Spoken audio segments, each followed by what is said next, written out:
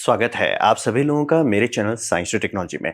मैं अनुपम विपुल आप सभी लोगों का स्वागत करता हूं आज के शो कंप्यूटर इंडस्ट्री में। आज हम लोग बात करेंगे एनवीडिया जेटसन थोर 5000 के बारे में। तो आइए इसे समझते हैं। तो सबसे पहले समझिए कि हो जरूरत क्या है इस तरह का थोर 5000 का। बात ये रोबोटिक हार्डवेयर जो है वो अब काफ़ी अच्छा हो रहा है, यानी कि ऐसा हार्डवेयर ईयर 2000 में नहीं बना सकते थे। मतलब मोटर, जॉइंट, सेंसर, मतलब जो फिजिकल हार्डवेयर रियलिटी थी वो उतना अच्छा नहीं था। लेकिन अब वो सब मास प्रोड्यूस होने लगा। बहुत सारी चीज़ में रोबोटिक्स आने से, जैसे आपका वैक्यूम क्लीनर हो जो रोबोटिक्स हो, सेंसर का डेवलपमेंट हुआ आईओटी के चलते, बहुत सारा डेवलपमेंट का अब ऐसा जगह आ गया, यानी कि 2020 की बात से कि रोबोटिक्स है, यानी कि जो हार्डवेयर है ह्यूमनॉइड बॉट लेवल पे, वो काफ़ी अच्छा होने लगा है।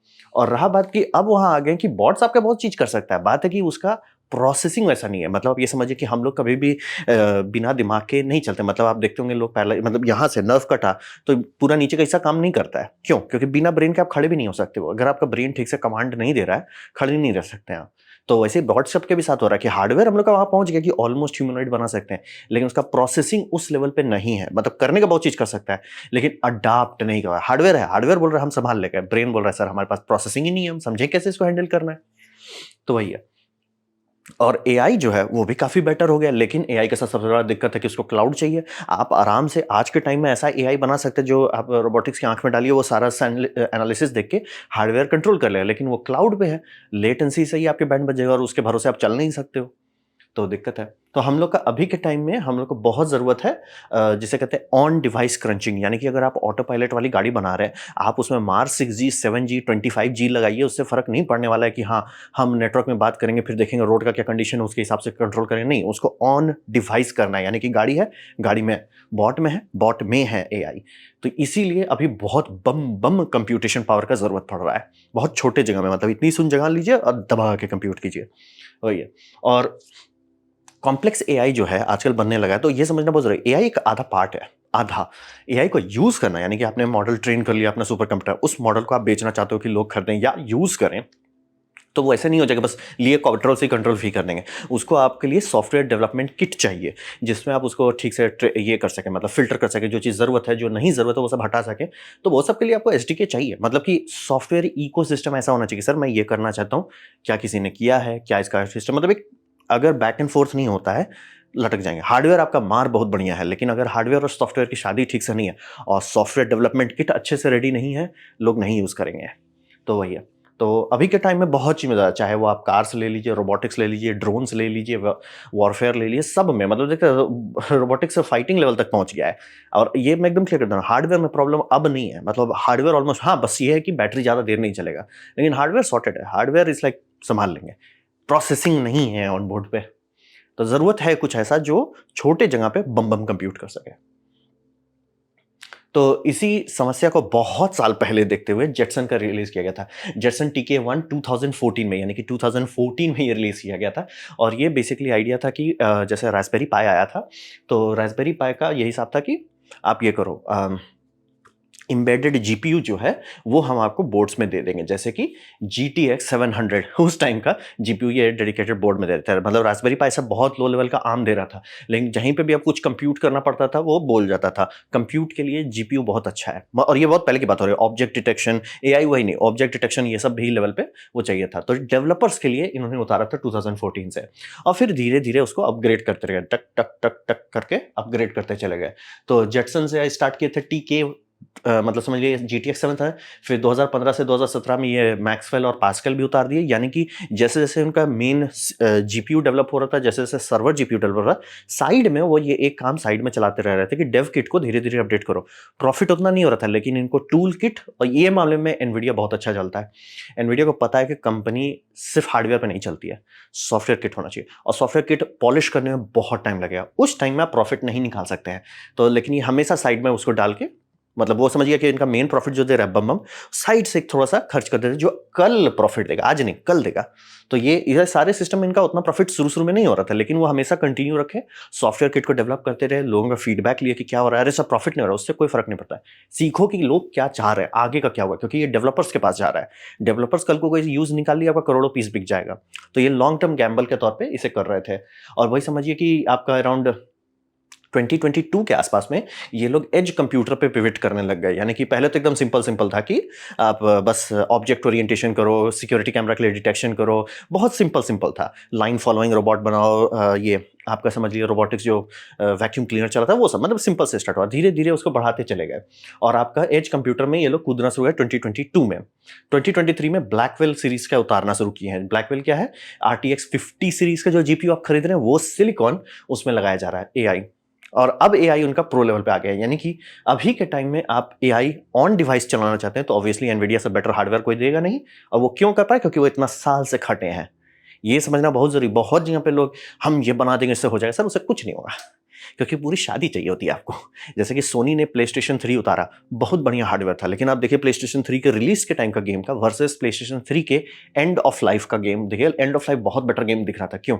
सॉफ्टवेयर डेवलपमेंट किट रेडी नहीं था जब उन्होंने रिलीज किया था, उसको पॉलिश होने में बहुत टाइम लग गया। Same hardware, same exact hardware, आप चाहो तो एक वही फिजिकल डिवाइस भी रख सकते हो और आपको जमीन आसमान का अंदर दिखेगा गेम में, क्योंकि पॉलिश होने में टाइम लगा। एनवीडिया यही बैकग्राउंड में कर रहा था। वो एआई में ऐसे बस हडिप्पा नहीं मारा, वो बैकग्राउंड में चल रहे थे और उससे सॉफ्टवेयर डेवलपमेंट हो रहा था। उनके टीम को समझ में आता कि लोग क्या खोज रहे हैं हार्डवेयर में, कहाँ चिपक रहा है। वो नॉलेज गया इनके सिलिकॉन में। और वही ऑन डिवाइस जनरेटिव एआई जो है ये अभी वहाँ दे दिए हैं कि सर आपको हम ऐसा रोबोटिक बना सकते हैं जो एक्चुअली कॉन्वर्सेशन कर सकता है और चल भी सकता है। दोनों के लिए बहुत बम कंप्यूटेशन चाहिए। वो दोनों कंप्यूटर ये ऑन बोर्ड कर सकते हैं, यानी कि आपको ये जो चिप दिया जाए इस तरह का वो संभाल लेगा, थारा भाई संभाल लेगा। और ये ऐसा बनाया जाता है कि आप मतलब आप एक पूरा मास्टर बोर्ड बनाइए और मास्टर बोर्ड में इसको डाल दीजिए। और फायदा क्या है? ये आप बदल सकते हैं, खराब होता है बदल सकते हैं, या नया वर्जन निकाला जाएगा, वो अगर कंपैटिबल है वो भी कर सकते हैं। और एक ही जनरेशन में आपको 2-3 स्क्यू मिलते हैं, मतलब mild power, mid power, high power, वो सब मिलता है। वो सब आप यूज़ कर सकते हैं। ऑटोनोमस कार के लिए बहुत बढ़िया है, क्योंकि ऑब्वियसली आपको ये बोर्ड है डेवलपमेंट किट, ये है प्रोडक्शन किट, यानी कि इस पे आप डेवलप कीजिए। इस तरह के किट्स पे आप अपना डिवाइस बनाइए। जैसे मान लीजिए मैं ये टीवी बनाना चाह रहा हूँ, ठीक है, मैं एलजी में काम कर रहा हूँ, सैमसंग में काम कर रहा हूँ, मेरे को टीवी बनाना है, ठीक है, मैं पैनल इंजीनियर से बात कर लिया। अब उसमें जो ऑपरेटिंग सिस्टम लगेगा, मतलब कस्टमर के लिए, कंपनी के लिए, कंपनी का अलग से हो गया है, कस्टमर के लिए जो लगेगा, एंड्रॉइड का जो टीवी वर्जन लगेगा, वो सब हम इसमें टेस्ट कर लेंगे। जब हो जाएगा हाँ भाई ऐसे हो गया, अब हम डिसाइन करेंगे कि नया मदरबोर्ड, जिस मदरबोर्ड में ये लगेगा एज ए प्रोसेसर। रास्पबेरी पाई भी ऐसा ही करता है, इसीलिए आपको खूब सारे ऑप्शन मिलेंगे।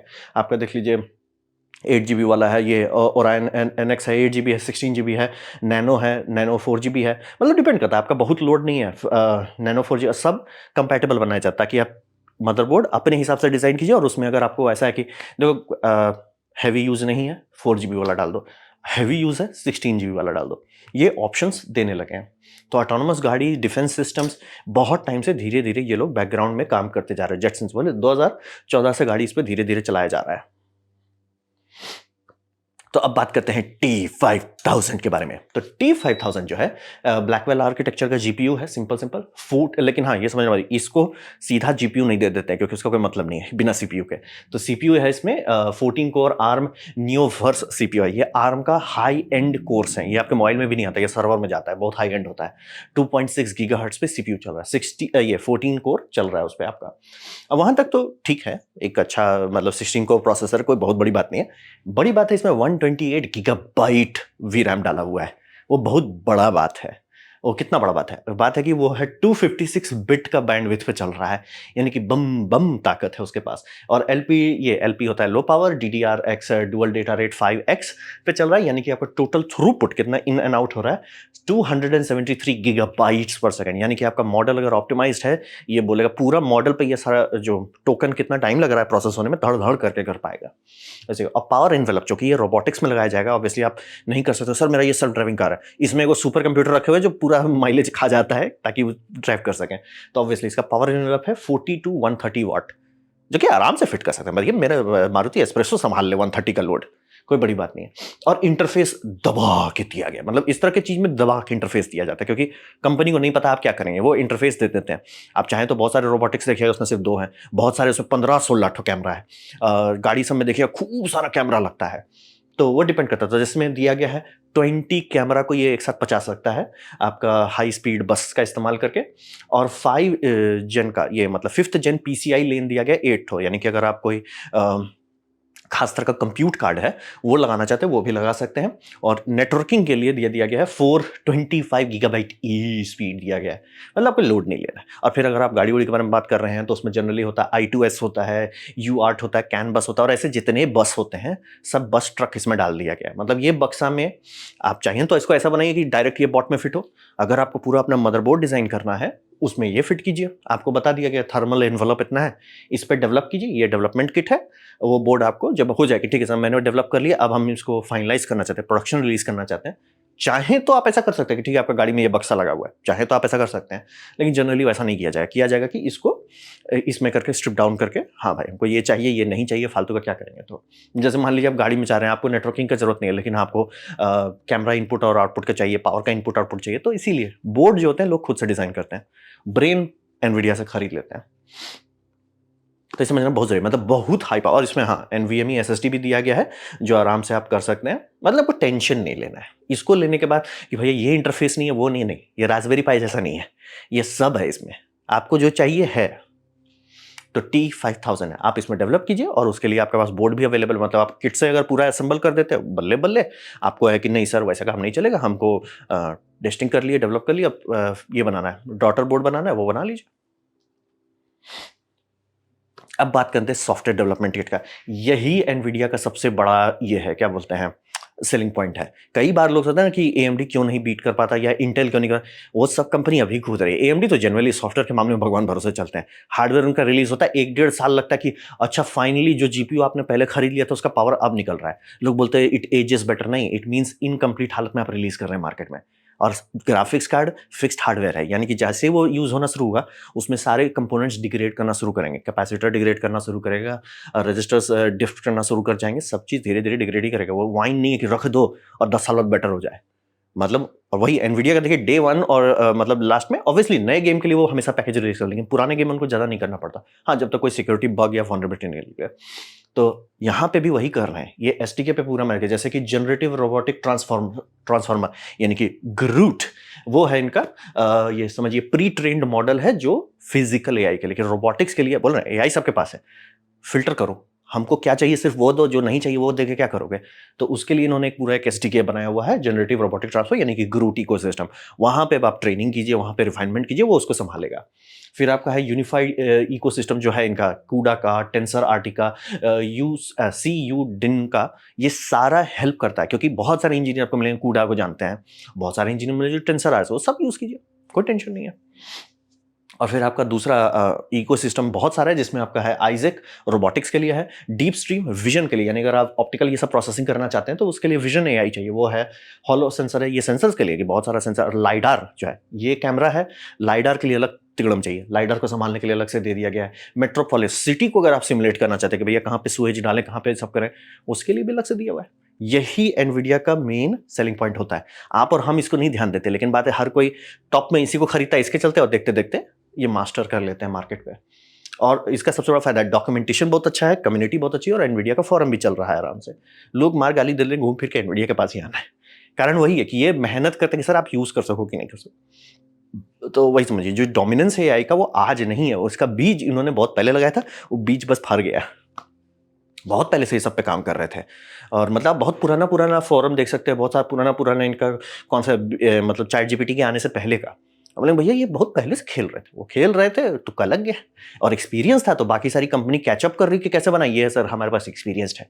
आप एक सॉफ्टवेयर डेवलपमेंट किट बनाओगे, हमने अलग अलग फील्ड के लिए अलग अलग किट बनाया, वो अलग अलग मास्टरी है, कोई 5th जनरेशन पे चल रहा है, कोई 7th पे चल रहा है, कोई 8th इटरेशन पे चल रहा है। हम जो पॉलिश दे पा रहे हैं अभी के अभी, यानी कि 2025 में आप सामान खरीदिए, कितना पॉलिश मिलेगा, कोई और कंपनी नहीं मैच कर पाएगी। मतलब एप्पल भी ट्राई करे तो लूज मोशन कर देगा, नहीं ट्राई कर सकते। तो वही यही है एनवीडिया का लॉन्ग टर्म, जो कि वो टिके क्यों है मार्केट में, बहुत पहले से बहुत अच्छे से मेहनत किया है। तो अब बात करते हैं भविष्य में क्या होगा। तो यहाँ पे समझिए कि यहाँ पे साफ साफ दिख रहा है कि जनरेशन 1 का लॉन्ग टर्म प्लान है, मतलब कि आगे क्या होगा वो हम अभी कर रहे हैं, अभी कोई ध्यान नहीं देगा, और एकाएक भविष्य में अरे एनवीडिया $14 ट्रिलियन का कंपनी हो गया, मजाक भी नहीं कर रहे, हो ही जाएगा कुछ में। तो वही वाली बात है कि देख रहे हैं ये रोबोटिक्स पे चल रहा है, सब लोग हम AI करेंगे, ये रोबोटिक्स पे चल रहा है। इनको पता है कि AI का खत्म हो गया, मतलब उससे जितना प्रॉफिट निकाला था निकाल लिया, रोबोटिक्स पे करो। जहां AI धीरे धीरे फुस होगा बबल कर करके, वो तब लोग आएंगे रोबोटिक्स पे। रोबोटिक्स से सर हम पहले से ही बैठे हुए हैं, एक्सपीरियंस्ड हैं। तो वही है। ये अगली पार्ट का काम खुद कर लेते हैं क्योंकि सॉफ्टवेयर डेवलपमेंट किट में बहुत ही दिक्कत है। जैसे कि एंड ये आप देखिएगा कि इंटेल जीपीयू रिलीज किया, कितना दिक्कत हो रहा था उनका सॉफ्टवेयर सब में, और वो होता है। वही बात है कि एनवीडिया उस चीज को 2014 में झेला है, सर ये नहीं काम कर रहा। वो लोग उस टाइम जो उन्होंने मेहनत कर लिया, ज्यादा लोग जानते नहीं थे। साइड में कचरा को साफ कर लिया, पॉलिश माल निकाले, बाकी कंपनी आ रही है। ये तरह दिक्कत होता है। हाँ, अब वही समझिए कि ये अभी कूद रहे हैं हार्डवेयर में, बाकी सब कंपनी कुछ साल बाद कूदेंगे, तो किसका अंतर होगा। तो ये वेल ऑयल्ड एसडीके इन्वायरमेंट ही की है। अगर आप चाहते हैं कि आपका प्रोडक्ट चले, सिर्फ इससे काम नहीं चलेगा कि आपका हार्डवेयर कैसा है, इससे चलेगा कि उसको लोग यूज कितना कर रहे हैं। रास्पबेरी पाई बहुत कंपनी कंपटीशन उतारी उसके अगेंस्ट में, सब के सब पिटे। कारण वही था कि रास्पबेरी पाई का जो कम्युनिटी था, जो कंपनी ने मेहनत किया था डॉक्यूमेंटेशन पे, वो एक सेल्फ फुलफिलिंग प्रोफेसी है। हार्डवेयर अच्छा है नहीं है, लेकिन टूल किट है, सर ये प्रॉब्लम है, इसका ये सोल्यूशन है, ठीक है, लोग यूज करने लगे। उसका देखिए देखिए और नए डॉक्यूमेंटेशन बने, और कंपनी मेहनत की, देखते देखते धर धर वो बन गया। आसूस जैसी कंपनी बना रही थी एक टाइम पे, ये आपका क्या बोलते हैं, बोर्ड, छोड़ दी, नहीं हो पाया। अभी 2-3 नई चाइनीज कंपनी है, जैसे बनाना करके है, और मेरे पास ऑरेंज का भी है। देखिए, तो कॉन्टेक्स्ट वही होता है कि सॉफ्टवेयर डेवलपमेंट किट का मेन तिगड़म है। अब वही फिजिकल एआई बॉट्स, ये नेक्स्ट बिग थिंग होगा जिसके लिए ये लोग प्लानिंग कर रहे हैं। डीजीएक्स है, ओवीएक्स है, एजीएक्स है, सब धीरे धीरे। ग्रूट स्टैक है, आइजैक लैब इन ओमनीवर्स है, ग्रूट फाउंडेशन मॉडल है, वो एकदम आगे का चल रहे हैं। आप और हम पीछे अटके हुए हैं, वो आगे का चल रहे हैं, चले जाएंगे। तो मेरा प्रेजेंटेशन था एनवीडिया का थॉर 5000, और वो क्या इकोसिस्टम को रिप्रेजेंट करता है। उम्मीद करता हूँ आपको अच्छा लगा, कुछ सीखने मिला, कुछ समझ में आया। अगर ऐसा है, लाइक कर दे, दोस्तों शेयर कर दे, उससे मेरा काफ़ी भला होगा। नहीं अच्छा लगा, नहीं पसंद आया, कोई बात नहीं, आप डिसलाइक दबा सकते हैं। मैं कहूँगा डिसलाइक 2 बार दबाएं, उससे मुझे पता चलेगा कितना ना पसंद हुआ है। मैं आपसे कमेंट लेके, मैं हर कमेंट को पढ़ने की कोशिश करता हूँ। आपसे सब्सक्राइब कीजिए, बेल दबाइए, अगर आप फ्री हैं तो। आपने वीडियो देखा, जान के मुझे बहुत खुशी हुई। धन्यवाद।